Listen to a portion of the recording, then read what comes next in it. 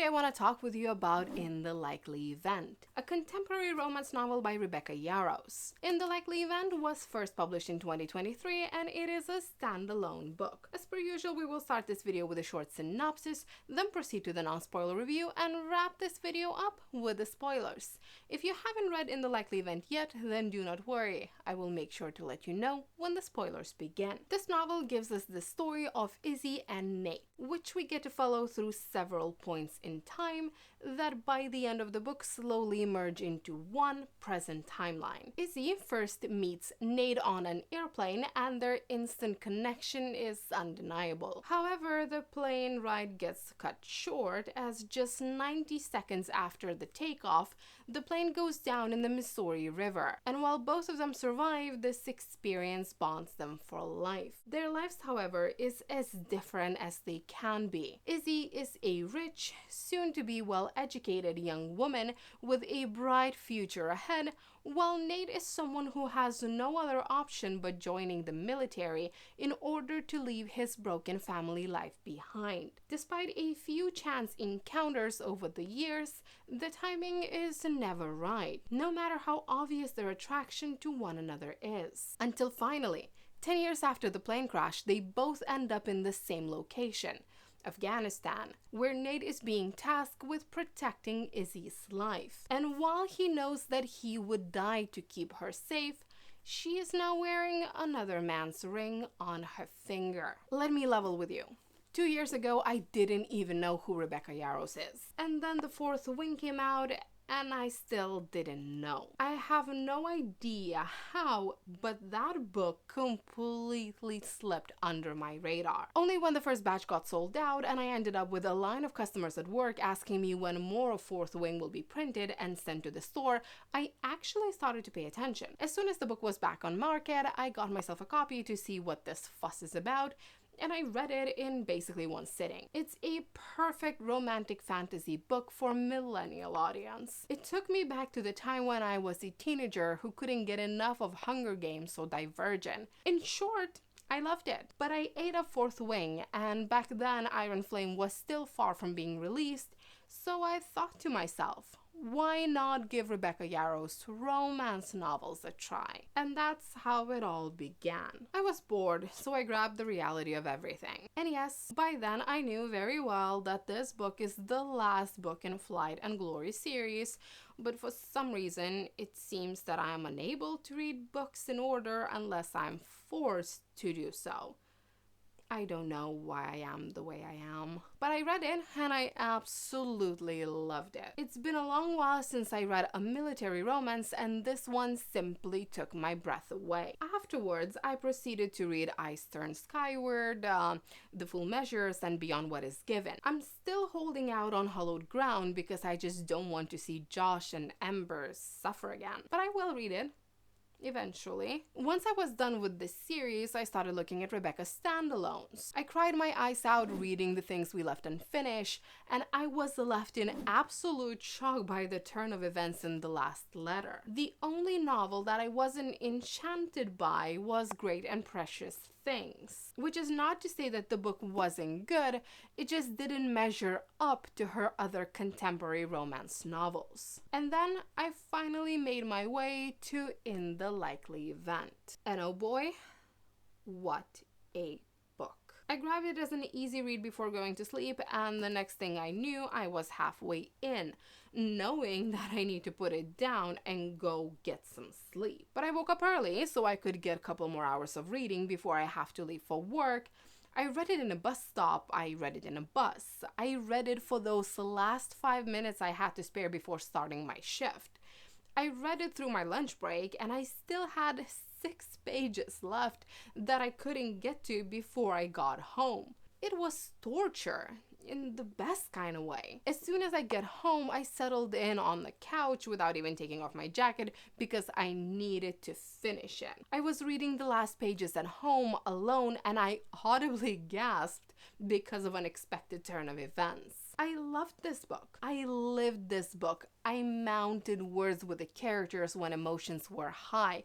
I felt constant anxiety and these little bursts of happiness coursing through my body, and I honestly can't say that there was a single chapter that made me space out or my head wonder about other non-this book related things. I was so thoroughly immersed in this world that there is simply no other way to describe it. Even after being done with it, I sat down again and reread all of my favorite chapters while annotating them. I know for a fact that this book, this story, and these characters will stay with me for a while. It was easy to read, thoroughly entertaining, and fast-paced. It offered me complex characters with their own well-justified flaws and a love story that was borderline heartbreaking. It's an emotionally charged novel that seamlessly blends romance and drama, leaving you, the reader, deeply moved and reflective. To add to that, the book is packed with well-timed revelations and details that help you get engaged with the story, that brings this book to life and makes you feel like you are experiencing this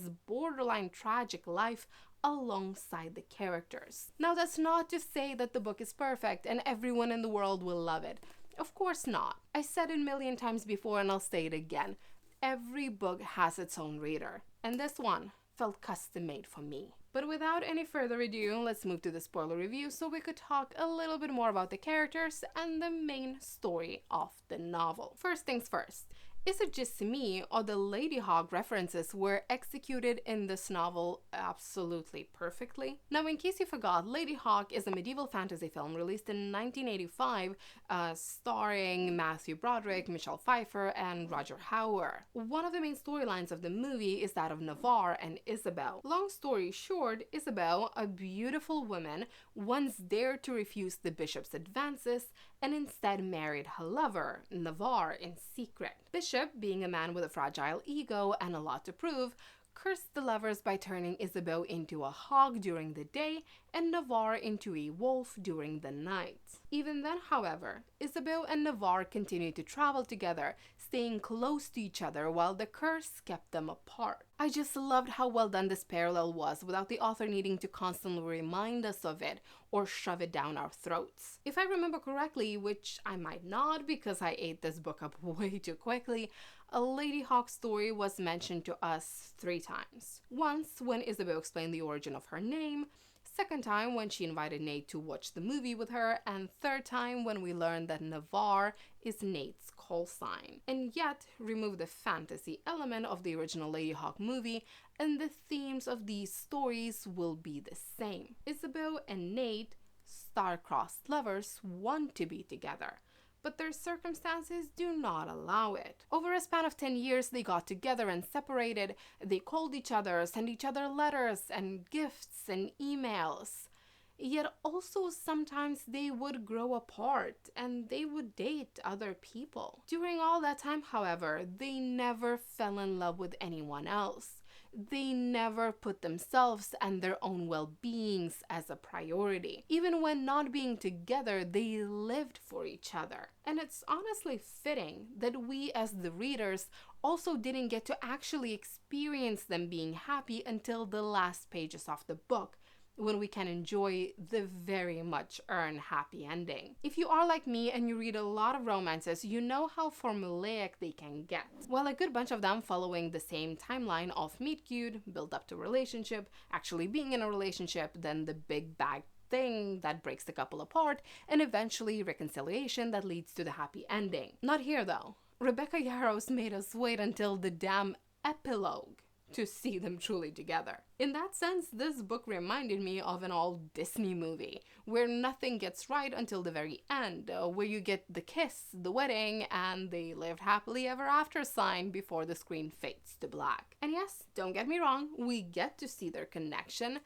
They have been seeing each other for a weekend or a week at the time. They were talking and hooking up, even professing their feelings, but all through the book, even during the good times, you knew that this will not last. It can't. Nate will leave sooner rather than later, and no matter how many pretty words are being said, he will still leave, telling Isabel that it is not the right time and she will be left waiting. But why did Nate stay in the military, you may wonder? At least I did. for a big portion of the book, I understood his need to join the military. I understood his need to prove himself to be a different man than his father is. I understood him wanting to continue to do the only thing he believes he is good at. Change is scary. The fact that he didn't actually believe that he is good enough for Isabel just added to his fear of leaving the military behind, but only after reading the last pages and learning about the death of his best friend, whom he kept on carrying with him, I understood the whole gravity of the situation. Nate is not a Prince Charming. He doesn't do all the right things or say all the right things. And yes, in the perfect world, he would have shouted from the rooftops that he loves Isabel and will do anything to be with her, but he is just a human being with his own insecurities. And that's a big part of the beauty of the story. Yarros excels in creating multifaceted and relatable characters. As the story progresses, you see the characters grow, and the more information you get, the better you understand how they ended up where they are now. You can feel the change, especially in Isabel, who goes from the naivete of youth and I don't care about the distance as long as I'm with you, to realizing just how difficult the distance can be, how hurtful it is not to know if the person you love will show up when you need them to. Honestly, when I was reading from Isabel's point of view, there have been times where I wanted her to move on. I knew how miserable she is without Nate, but at the same time, I saw that their relationship is not going anywhere. And that's one of the standout features of In the Likely Event, its emotional depth. Yarros doesn't shy away from depicting the raw and often painful aspects of her character's experiences. And because you fall in love with both of them so quickly, you feel their pain as if it were your own. I mean, come on. I have one weakness on this entire planet, and you are feet away when you're supposed to be halfway around the globe. So please, have some mercy on me for once in your life and just ignore it. Or I did have to break up with him because it didn't matter how much I liked him. I would rather spend a week with you than a lifetime with him. Or I would go wherever you are. I knew that night in Taipei. Hell, I probably knew it the second you reached for my hand in that plane. There's no force on earth that would keep me from you. Or my absolute favorite. I know you want to stay for Serena, but I need you to leave for me. What else is there to say? This book broke my heart and then slowly, so very slowly, put it back together again. Last but not least, I loved how in the end Nate didn't just drop everything and rush to Isabel the way he did when he showed up with the ring. This time, it wasn't an impulsive decision driven by grief. Instead, he did what he actually promised her very early on. He took things slow. He finished his assignment. He got his shit together. He asked for help and started therapy. And only then he showed up at Izzy's door, knowing for a fact that now he can actually give this relationship a real shot.